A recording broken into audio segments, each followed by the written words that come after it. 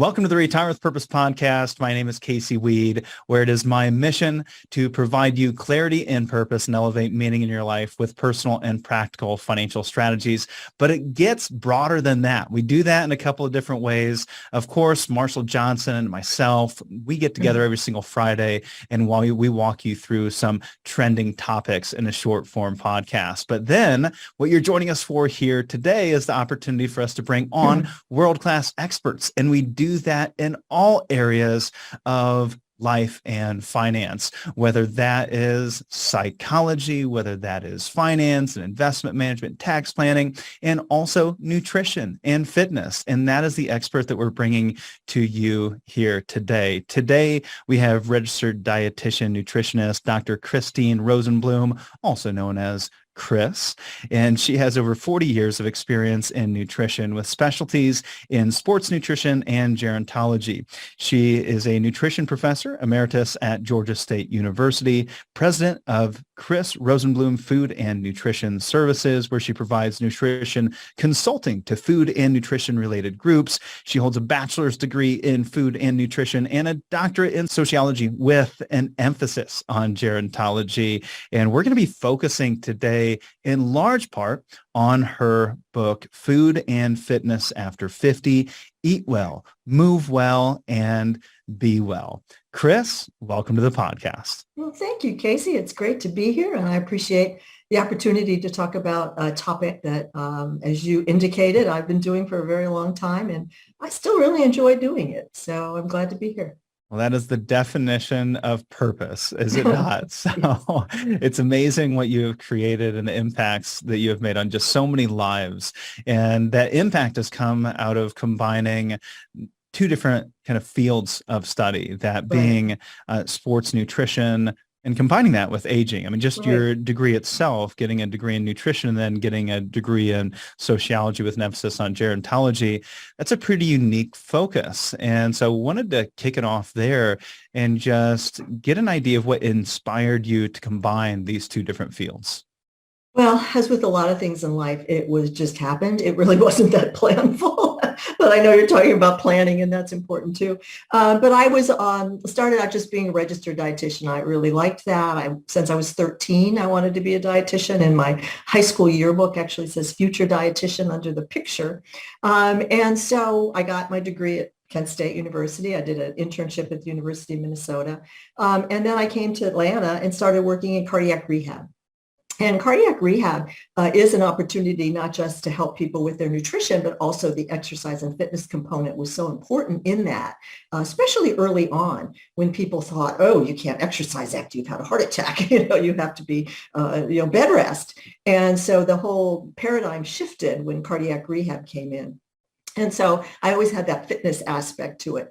And personally, I never exercised a day in my life until I was 25 and I was working in cardiac rehab, and the physician encouraged us to run with the patients, run laps around the gym with the patients. So there's no better way to counsel somebody than doing activity with them. So that's how I started getting into the fitness. And then when I joined the university, somebody asked me if I would do some work in sports nutrition. I said, I don't know anything about sports nutrition. And I said, it's just applied nutrition. I can figure it out. So then I started in sports nutrition.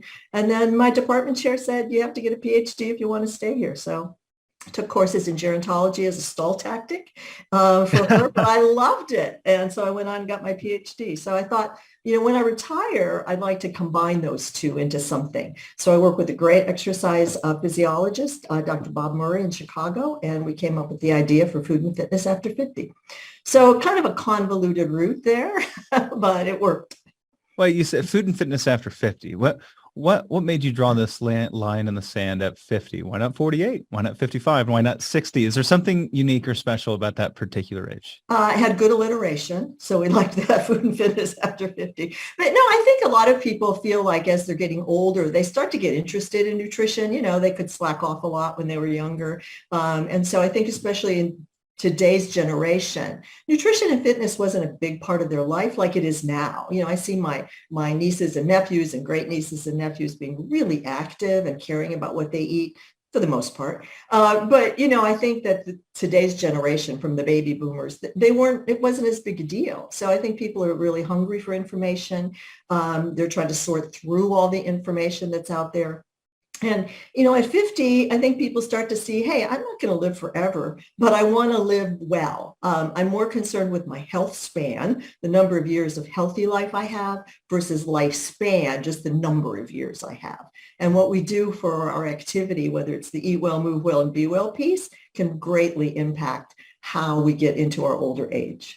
You say that everybody's trying to sort through this information, and I got to say that I myself am there too, right? I mean, we've had so many different experts here on the pod. We've had so many different books that we've consumed over the years, so many different podcasts that we've listened to over the years, and experts we've watched on TV, experts I've seen in person, and doctors and physicians that I've met with. And it just seems that it gets more complex. It doesn't seem, it's much like the world of finance. It's right. like, well, the more options we have, the more experts and the more knowledge and tools we have, the more you have, the less you seem to know. Yep. Is there ever going to be a single voice of reason when it comes to health and nutrition? How do we manage the incoming information and conflicting information at that?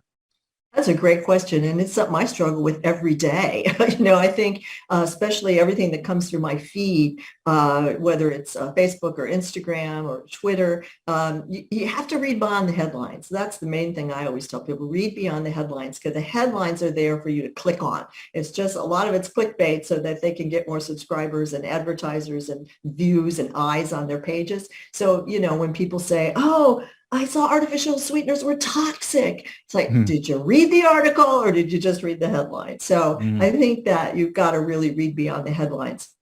Another thing that I always say to people when they say, well, I saw this doctor and he says supplement X is the best and you should take this. And I always say, let me ask you this, does that doctor sell that supplement? Because if they're selling that supplement, they probably have a really good reason to promote it to you. So I say, look just beyond the headlines, look beyond the face on the screen, just really dig into what it is they're saying. But even then, it's really hard. It's hard to balance it all.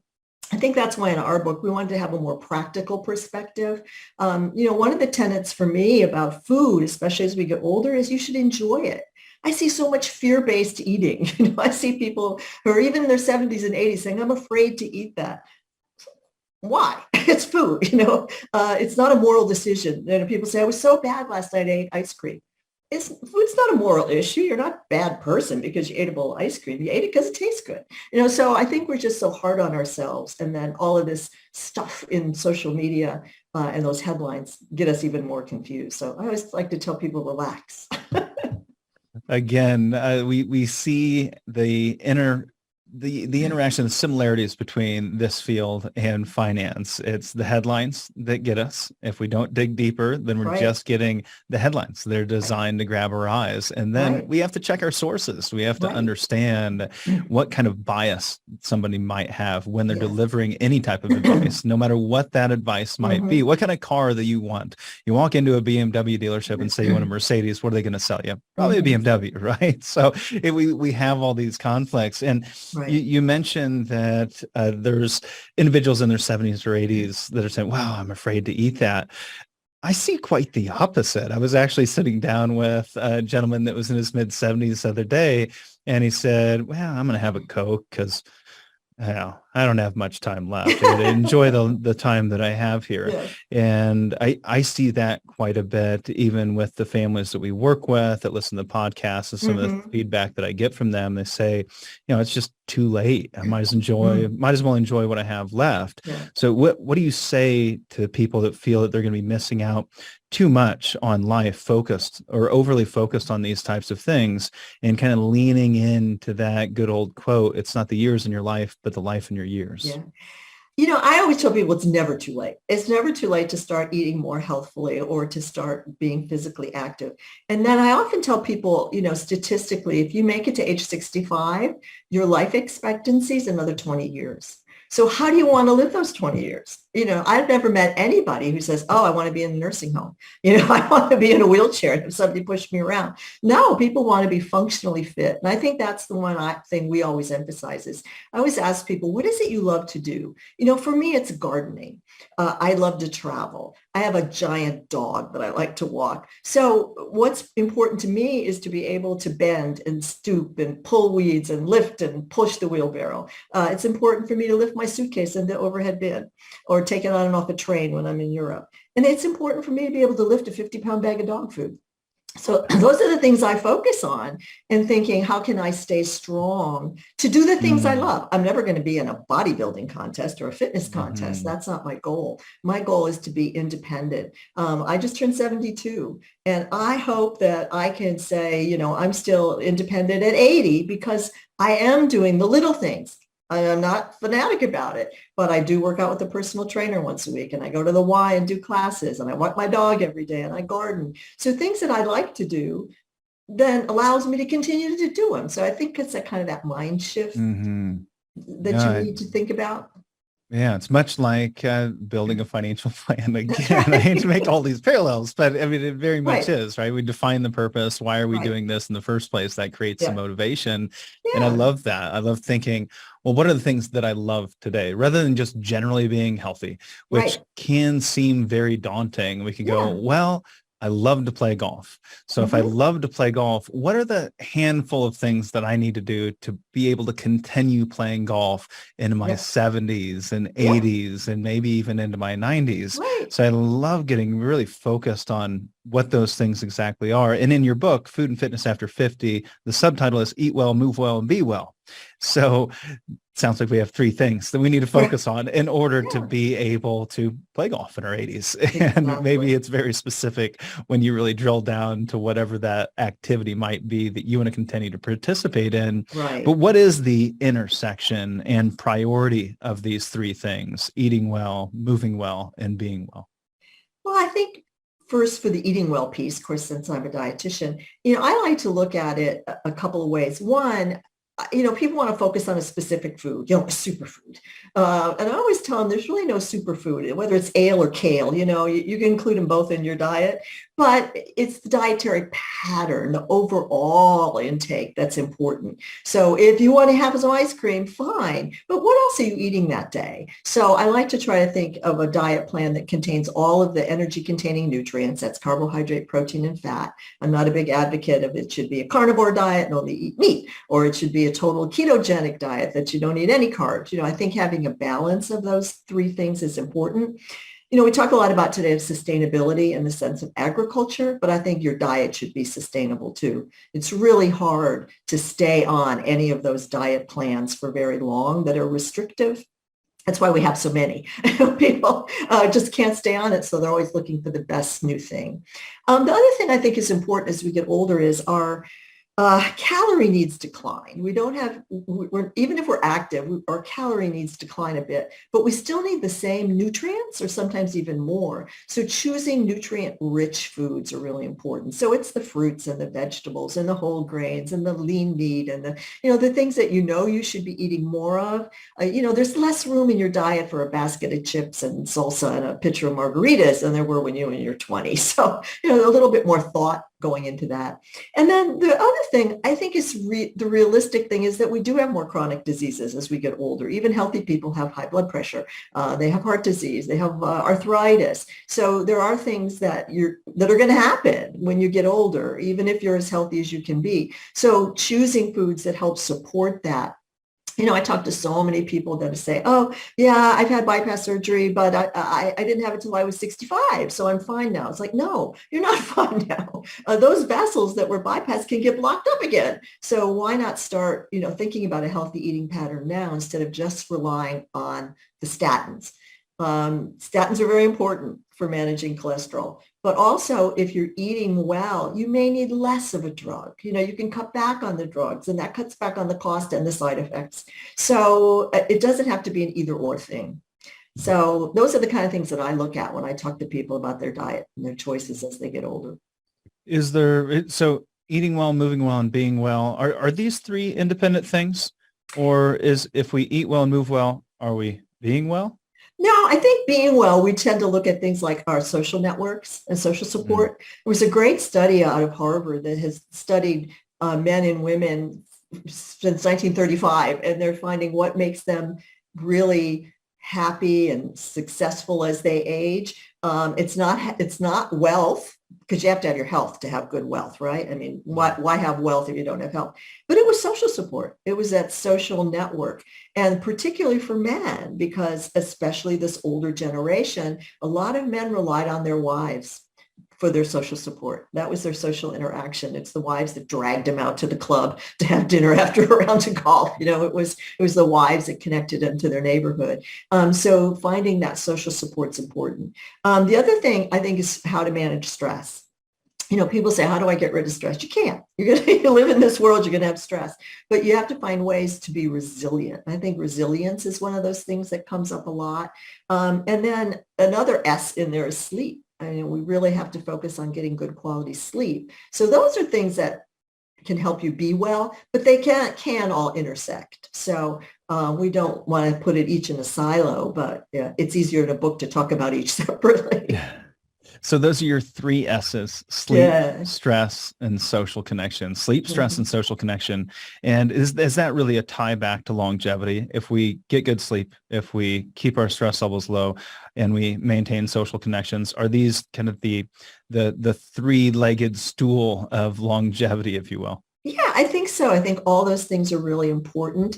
And really, studies show that the people who are most resilient or who find out a positive way to cope with stress instead of a negative way. I think the best example, and I think one we used in our book, was Mothers Against Drunk Driving. I mean, here these women turned in tragic situation of losing a child to a drunk driver, and instead of drinking or doing drugs to numb their pain, they started an organization to educate others about drunk driving. And that's changed a lot of how we think and messages that you see, to give your keys away or to call an Uber, so they had a big impact in a positive way. So that to me was a great example of how do you deal with stress in a positive way instead of a negative way, instead of, well, I need a drink, or I'm going to take this pill, go out and do something more positive.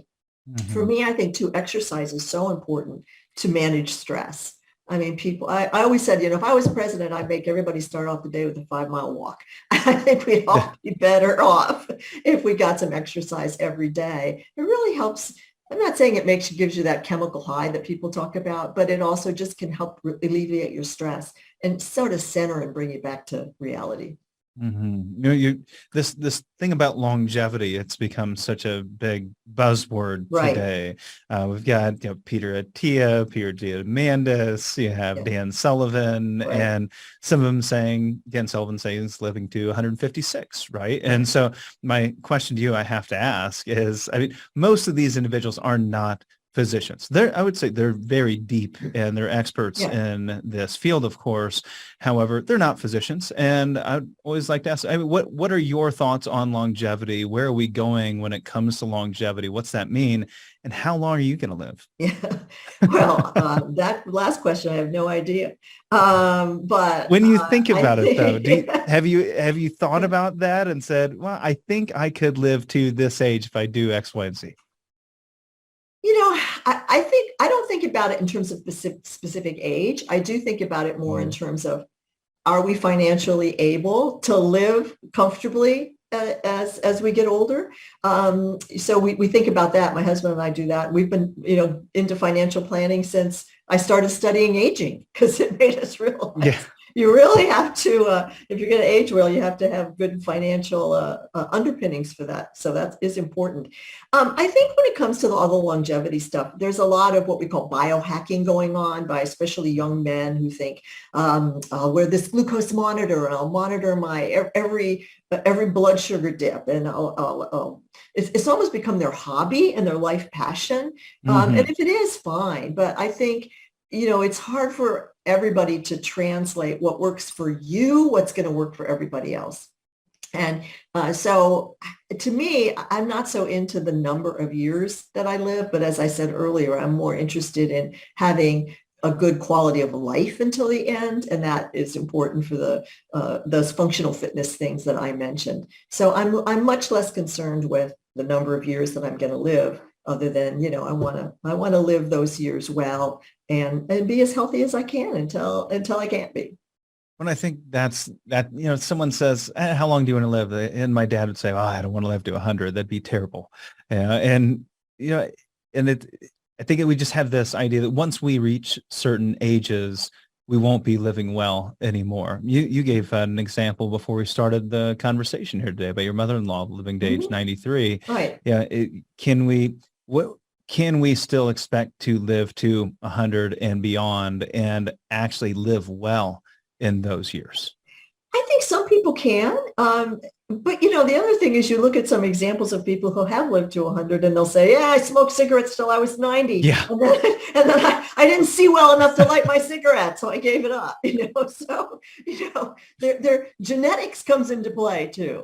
So if you didn't choose your parents well, the genetics are always going to come into play. I mean, it's not the end all be all. Your genetics when it comes to risk for disease, it's not like eye color, it's not determined at birth, but genetics definitely comes into play. And there are people that do have very long lives.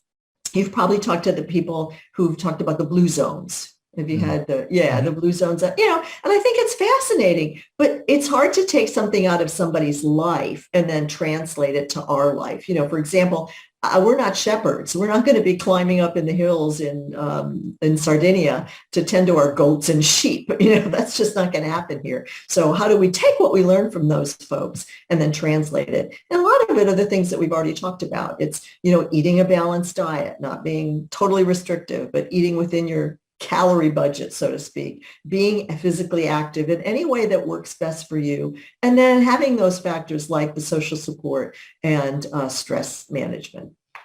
Well, I wanted to focus a good portion of our conversation today in the areas of vitamins and diet and nutrition, not just because those are your areas of expertise, but because those are the areas that we received about 90% of our questions. And we received a lot of great questions from our fans, our weekend reading subscribers. So if you're listening and you go, well, how do I ask Chris a question? Well, one, you could be following us on Facebook and watching live right now. Two, as a weekend reading subscriber, you're invited at least a week prior to the interview to submit your questions so that I can bring those into the conversation. Super easy to sign up. Just text WR to 866-482-9559. So let's get into vitamins. Then we're going to talk about diet and nutrition. And I have my question first. So I get to go first. That's my podcast. That's right. Vitamins. If there was one vitamin that you could put in the water, what would it be? Ooh, that's a good question. Probably vitamin D. I think that's the one that's, people are really interested in. And as we get older, our natural ability to make vitamin D from sunlight declines. Most of you know that the vitamin D from ultraviolet light hits your skin, and then it makes this cholesterol-like compound into an inactive form of vitamin D. Then it goes to your liver, and then it goes to your kidneys before it's active. And all those processes slow down as we get older. So I think vitamin D is one that it's harder for us to get. So I think taking it in a supplement form, putting it in foods. We already do put it in some foods, vitamin D fortified milk and some of the dairy products, some breakfast cereals. So it's fortified in some things, but a lot of people are vitamin D deficient.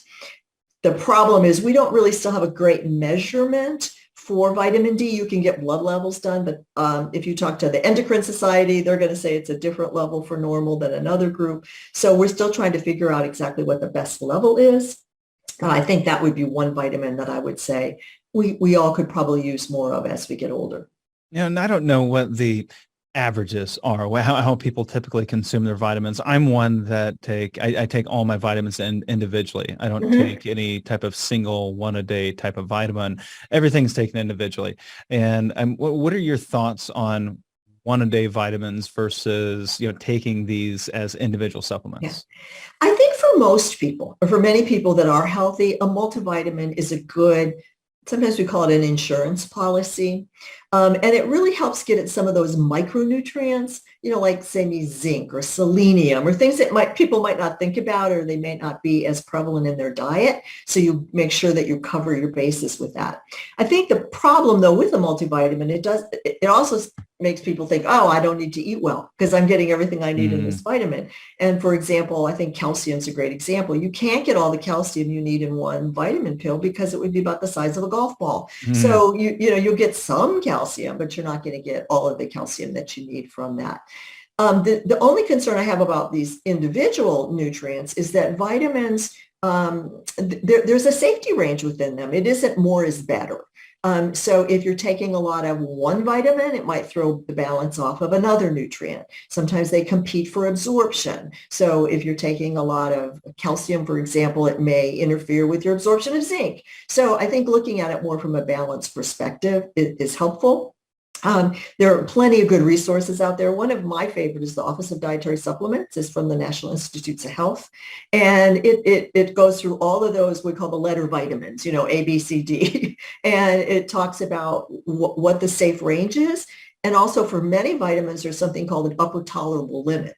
So I would say if you're taking a lot of vitamins, look at what you're taking and then look at the dose and then look up the tolerable limit. Are you exceeding that? So I would stay within that unless you have a deficiency, as defined by a blood test or your doctor, and they've been told to take more. But for most healthy people, I'd say that's a good place to start. That was one of our questions from one of our subscribers. Kristen had asked a question about, she says she takes a lot of vitamins and supplements. She wanted to know an easy to use guideline of how much and when to take those things. Is that National Institute of Health, is that the resource that you would point to then? Absolutely. It's the Office of Dietary Supplement, or ODS, and it's part of NIH. And they have a consumer section that goes through each vitamin and mineral and talks about what it's good for, what the research shows, in a succinct way for lots of different disease states, and then what those levels are.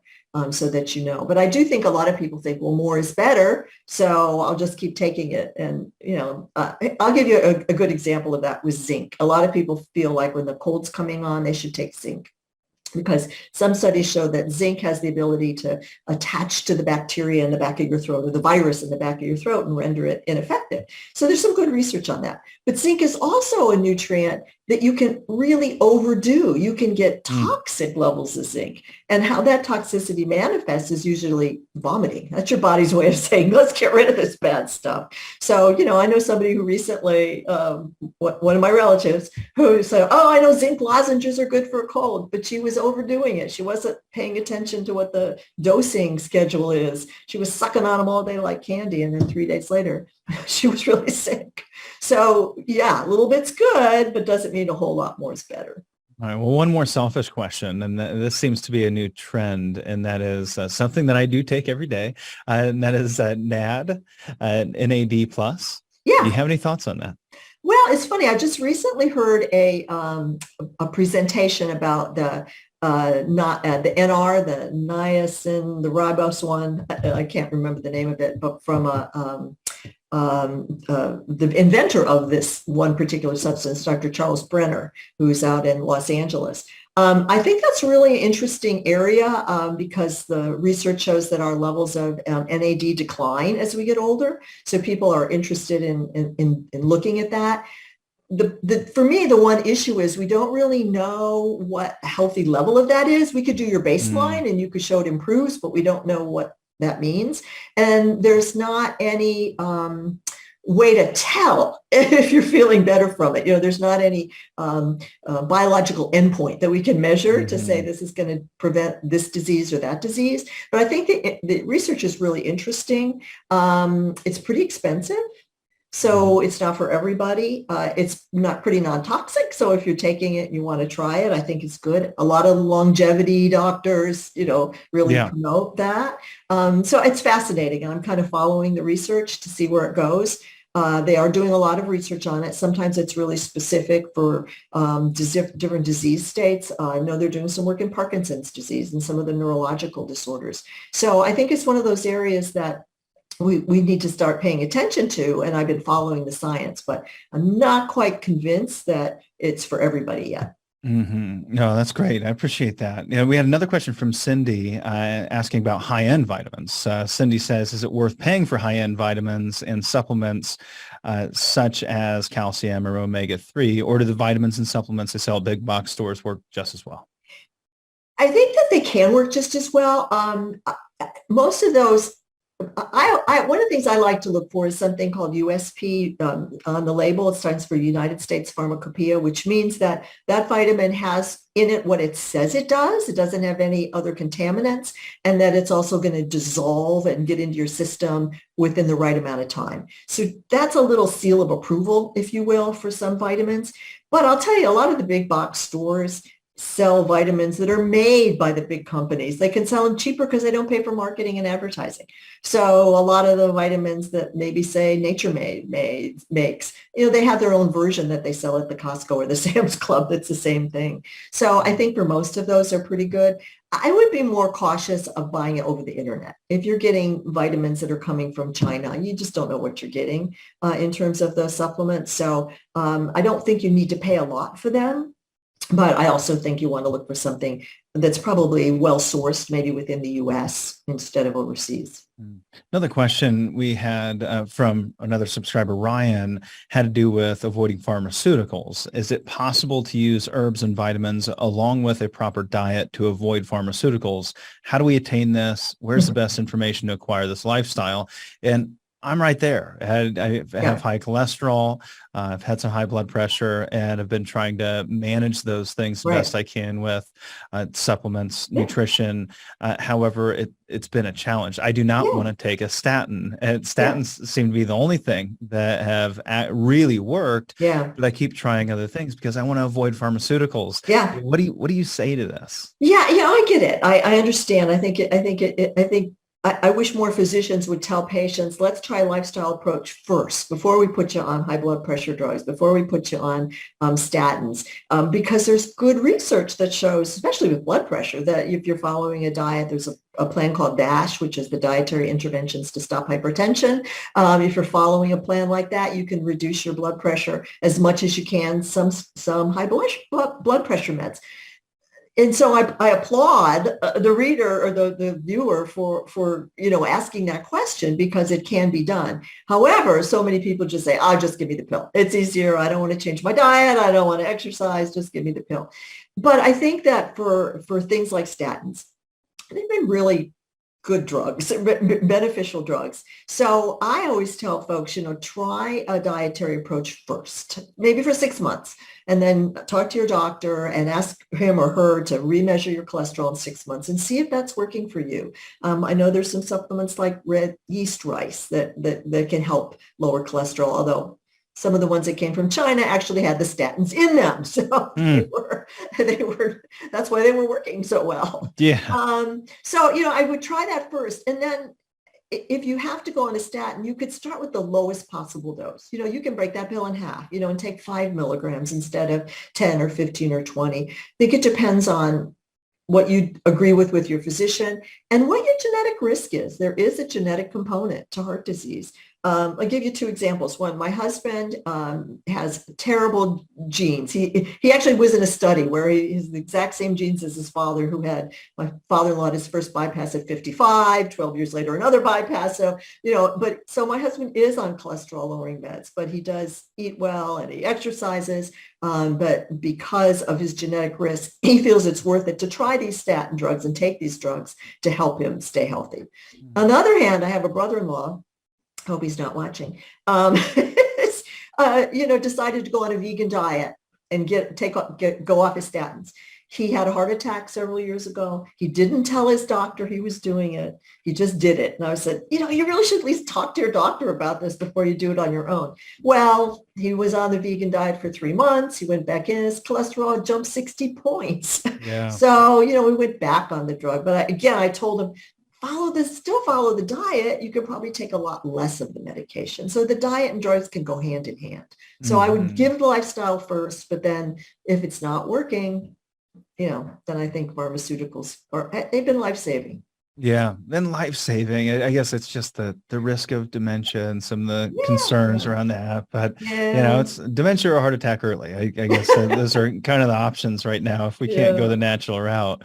Well, Yeah. let's talk a little bit about sleep. We know how Yeah. important sleep is. Shows up in your three S's. We have a couple of Yeah. questions specifically around sleep, and one comes from Karen. Karen asks about melatonin. Does Hmm. melatonin really help you sleep better at night, or is there another alternative to help quiet your mind for a restful night's sleep?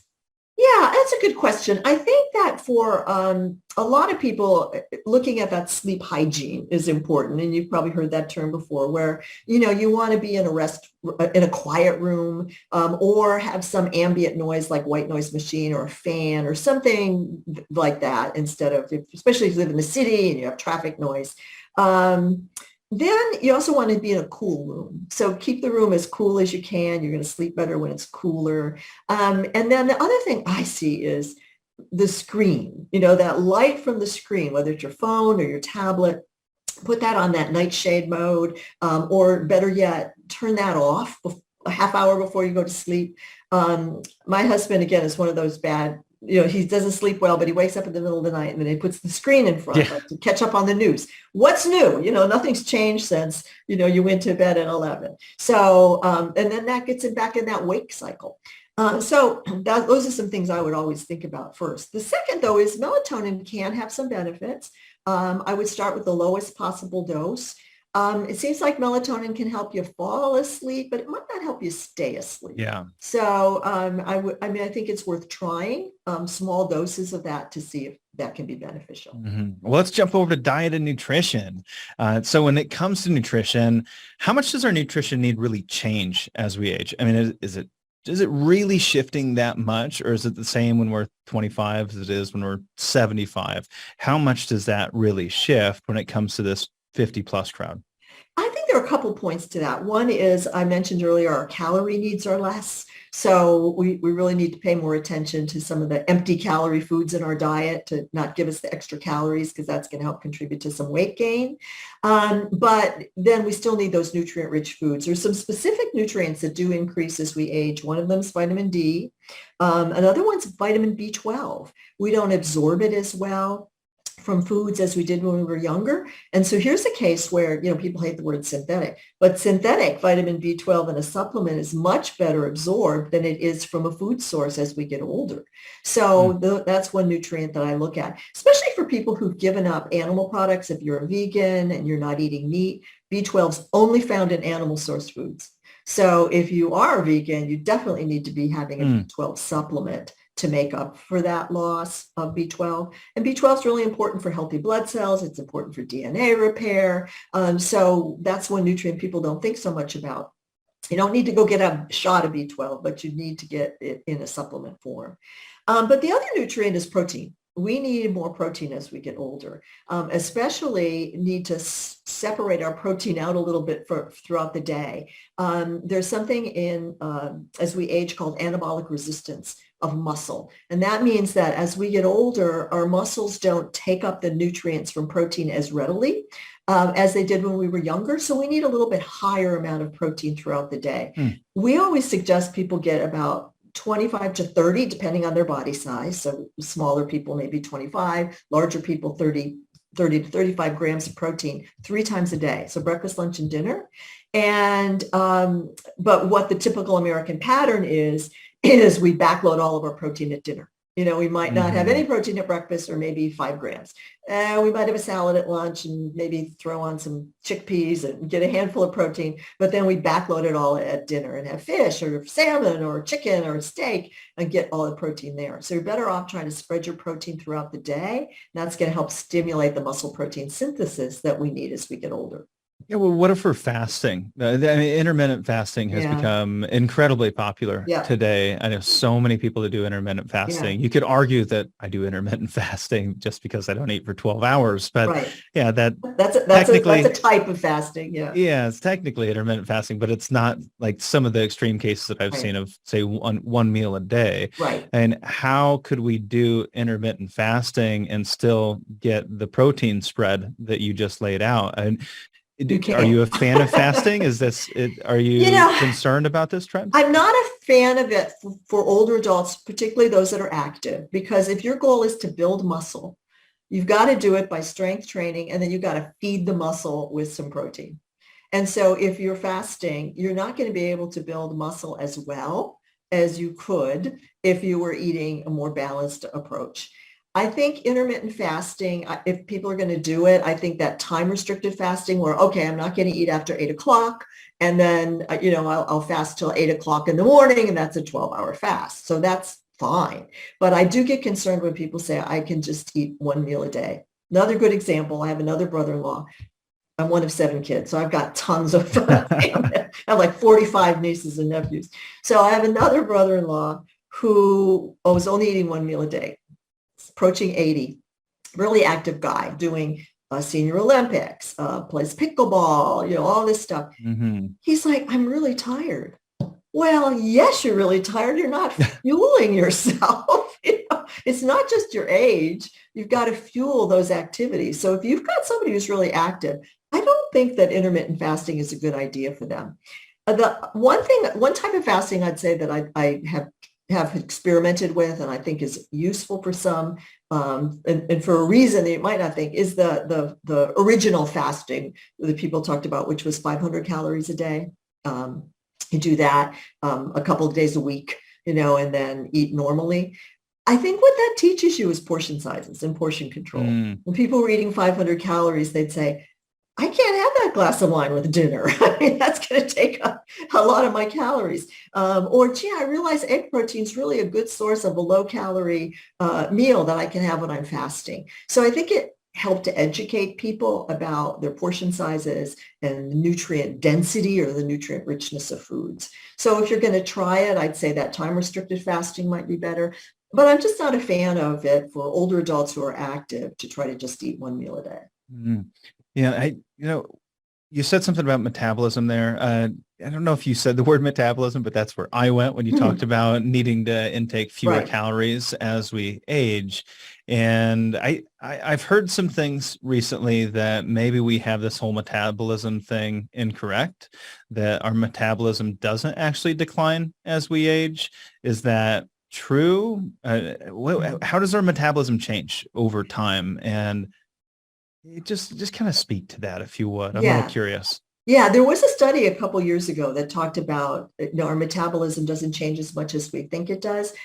But I think the main issue is it depends on how much muscle mass you have. Our muscle is one of our most metabolically active organs. So when we hit 40, if we're not active, we start losing that muscle mass. So as we lose muscle mass, our metabolism is going to slow and we're going to need less calories. So, people can lose about 10 to 15% of their muscle mass between the age of 40 and 80. And so if you're not doing anything to build that muscle up, and we talk about that sarcopenia, literally vanishing flesh. But there's another thing in there is like dynapenia, which is the lack of strength that people have. So doing some of that weight training is really one way to curb that metabolism. But I think it's probably inevitable that as we get older, I mean, an 80-year-old is not going to be as metabolically active as a 20-year-old. So I think that's why it's important to pay attention to what you're eating and the calorie intake as you age. But I think keeping our muscle mass is something that can really help rev up our metabolism. And that's my takeaway from that is just that, right? It's your metabolism isn't changing from the age of 30 to 50. What's changing is your muscle mass. As that muscle mass is decreasing because you're not working hard to maintain it. Right. Now your metabolism is slowing. Right. So it's all a factor of Right. muscle mass, Yeah. which is what they're starting to find. Correct me if I'm wrong. That is one of the number one factors of longevity is muscle mass as we age. Yeah. Definitely. The strong live long is what we say. Oh, that's good. I like that. The other thing is that that I see this a lot with older women. They still body conscious, still want to lose weight, and they go on some of these fad diets. But not only is that affecting your fat mass or your muscle mass, but it also can affect your bones. And, we don't want to do anything to make our bones weaker as we grow older. And so that's another reason I really get concerned about these people that are doing fasts for a long period of time. your bones need nutrients to be delivered. And Mm, if you're not getting the nutrients, your bones will actually be robbed of things like calcium and other nutrients in there. And it's hard to put it back in that little bottle of bone once you lose it. So I really get concerned when people go on these extreme diets, especially older women, because I still see that with women. I talked to a woman the other day who's 80 years old, very active, just doing everything right. But she's still so concerned about losing 5 pounds that she's been trying to lose since she was 40. I finally said, give it up, just be the healthiest you can be and stop obsessing over wanting to lose 5 pounds. For what yes. benefit is that going to be for you now at 80? Yes. Yeah. So we know we need food. All right. So if we know we need food, I want to know if you had to pick one food that we should eat every day, what would that one food be? And tag this on there if you will. What's one food we should avoid that maybe we don't think of as something we should avoid? Hmm. That's a hard question because I really don't like the superfood approach. I think that all foods have some value Mm, to them. Um, I have to think about that. Um, I think the one food we could avoid is anything that's a sugar sweetened beverage. We don't need those. mm. And there's been whether it's a soft drink or whether it's some of these teas or some of the fancy coffees, we don't really need those. And those can contribute a lot of extra calories and sugar. So those are one thing I'd say you definitely could take off the table. In terms of the one food, okay, I'm going to go crazy here. I'm going to say pizza. But depends on the To toppings. avoid? Yeah, Oh, no, to put no. on your diet every day. That we can put on our diet. Yeah, especially Now, it okay, depends now on we're how you make talking. it. It depends You're on how going you to take make it. away my favorite food. That's right. It But- depends on how you make it. So I'd say, make your own pizza with the whole grain crust and make your own Mm, tomato sauce or put fresh tomatoes on it. Cheese is going to give you that dairy component with calcium and then lots of veggie toppings. So there you're hitting a lot of food groups by making a healthy pizza. So there you you just made so many people so happy. I thought for sure it was going to be avocados. go. No, avocados are great, but Let's talk a little bit about exercise and fitness Mhm. before we close with some general questions. You have your ABCs of exercise and fitness. Yeah, And could you walk us through those ABCs sure. and just what types of exercises or routines we should be incorporating as we age? Yeah. When people talk about exercise, there are those three components. First, there's the endurance part. So before we get to the ABCs, we all know that we should get our heart rate up to help our heart and lungs work better. We all know we should do the strength training to keep that muscle mass and not only the muscle mass, but the muscle strength. I think that's really important part. And then there's that last portion you mentioned, the ABCs, and that stands for agility, balance, and coordination. And the reason that we want to work on that is we want to prevent falls. Falls is the number one problem for older adults, breaking bones, Mm. breaking hips, even spraining an ankle. It could just take you out of circulation for a while, then it's harder to recover. So we want to practice those things. So the exercises that are beneficial are things like yoga, where you're really helping with flexibility, and that can help with balance. Tai Chi, although I've never done Tai Chi, I did it once and I didn't like it, but I have some friends who are really into Tai Chi. So that's another one that can help with balance and coordination. And then any kind of movement that is agility. When we were kids, we played outside and we ran around and we, moved laterally and back and forth. And we don't tend to do that as much anymore. So I don't think too many people are going to go out and play basketball pickup games, but pickleball is great for that. And that is just the number one sport in Huh, America right now. right. The club that my husband plays golf in, they just converted all the tennis courts to pickleball courts. So I think those are the kinds of activities that can keep those ABCs going. One of the things that I do is I go to the Y almost every day, but I do dance aerobics.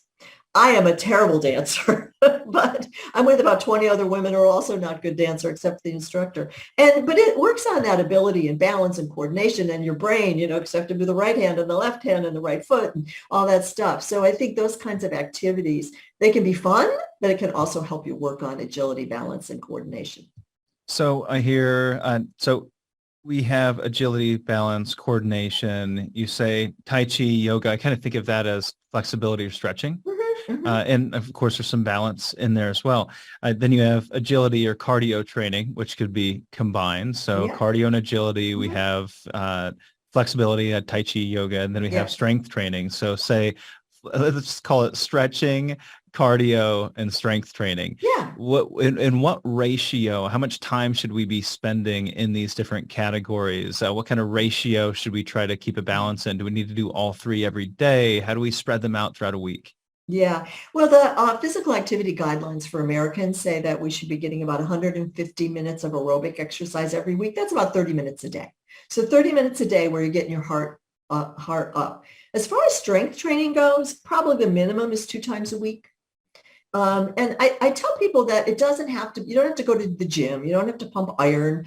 You can use your own body weight, push-ups, pull-ups, planks, dips on the stairs, squats, lunges, all those things can give you strength without having to go to a gym. So you can do things like that using your own body weight. And you probably only need to do that twice a week. As far as the agility and balance and coordination, there's no set time in the dietary guidelines recommendations for that. But I'd say try to work on something like that every day. And it can be as simple as standing on one foot when you brush your teeth. Hmm. And little things like that you can incorporate into your day, every day. There's also a lot of interesting research on this, what we are calling exercise snacks. So, just get up and do something. Set your little fitness watch to tell you to move, and get up and run up and down the stairs in your home as fast as you can twice a day. Little things to help keep you moving. One thing we're starting to see, and I'm sure we're all guilty of this. They're starting to call it the active couch potato. You go to the gym and you exercise for an hour in the morning, and then the rest of the day you sit in front of your computer or in front of your desk, Mhm. or in front of TV. So you're active, but you're only active for an hour a day, and then you sit the rest of the day or sleep. So we want to be able to break that up and have some of those activities throughout the day. Mhm. I keep little exercise TheraBands around doorknobs in my house. I know it's not attractive. I put them away when people come over, but it gives me that visual reminder. Oh, I'm going to do some shoulder exercises with that TheraBand now. I'm going to do some tricep dips. I'm going to do something with that. Every time my little watch every hour says, come on, it's time to move. You've been sitting too long. So while there's no set time for those ABCs, I think trying to work on them every day is beneficial. Yeah, it can be a little overwhelming, right? When you go, well, you need to do cardio 30 minutes a day, Yeah. you need to do stretching or movement, Mhm. daily, then you need to do strength training twice a week. But it doesn't have to be that overwhelming. We can start with some of these little Right. simple things that are just Right. kind of Just move laying more. around the house.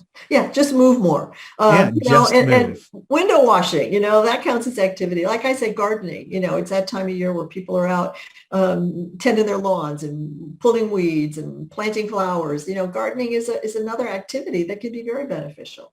So it doesn't have to be getting in the car and driving to the gym. All right, a couple of wrap questions here for you. Number one is, what was something you once believed to be true that now you do not? Oh, well, that's easy because I was a cardiac rehab dietitian in the late 70s when we were on the low fat bandwagon. So we would tell people not to eat fat. Everything was low fat. So instead, what they did is then they loaded up their calories with sugar. And I think anytime, that's another key principle, I think, in nutrition is anytime we take something out of our diet, we have to think, what are we substituting? Could it be worse? And I think we Hmm. found out that it was because people were loading up on low-fat cookies that were high in sugar. So now we know that fat is not the enemy. We can have, there are some fats that are healthier than others, but we don't advocate low fat diets anymore. You mentioned the avocado, a great example. We would tell people, don't eat avocados, don't eat nuts, don't eat peanuts. They're high in fat. And now we know the type of fat that's in those foods are very healthful for us. So that would be the big one for me. Right. And now this is one of my favorite questions. You have some daily practices, some things you do every day. Mhm. What is your strangest daily practice? Wow. My strangest daily practice. Those are hard questions, Casey. I don't know if I have a strange. I mean, it probably is because if it's mine, I don't think it's strange. Yes. Yes. I It's don't know. something Maybe you I do talk to every my day. dog too much. I don't know. I think he understands me and knows lots of words. We have a He's got to deep and stop meaningful barking. relationship. Huh? You have a deep and meaningful relationship with that Yeah, dog. I also I have a saw it before cat. we That's not started. as deep and meaningful. Great. Well, let's wrap up with this question. You're on the Retire with Purpose podcast, so I have to ask you, what does retire with purpose mean to you? It means that you have financial security. It means that you have enough resources to afford good health care, because that is important as we get older. We can't just do everything on our own. And then it means, being as functionally fit as I can be to do the things that I love to do. And then continue to maintain good relationships with people. That's Those are the almost things. that's almost an acronym that we have there. Yeah. Again, I can tell you think in acronyms. You'd probably get to one here if I gave you a chance. Yeah. So thank you so much for joining us. Before you take Sure. off, I want to make sure that the fans are aware of what we're partnering up today. We're partnering up to give away your book, Food and Fitness After 50, Eat Well, Move Well, Be Well. If that book would be of interest to you, we would love to give it away to you. All you have to do is this: subscribe to the podcast, give us a rating, and write us a review, and then just shoot us a text. So you will text us the word book, B-O-O-K, to 866-482-9559. And then we will send you a link where you can submit your iTunes username, and we can verify that and get you your free book, Food and Fitness After 50, so you can eat well, move well, and be well. Chris, thank you so much for joining us. I look forward to seeing you in the future. All right. Thanks, Casey. It was a pleasure.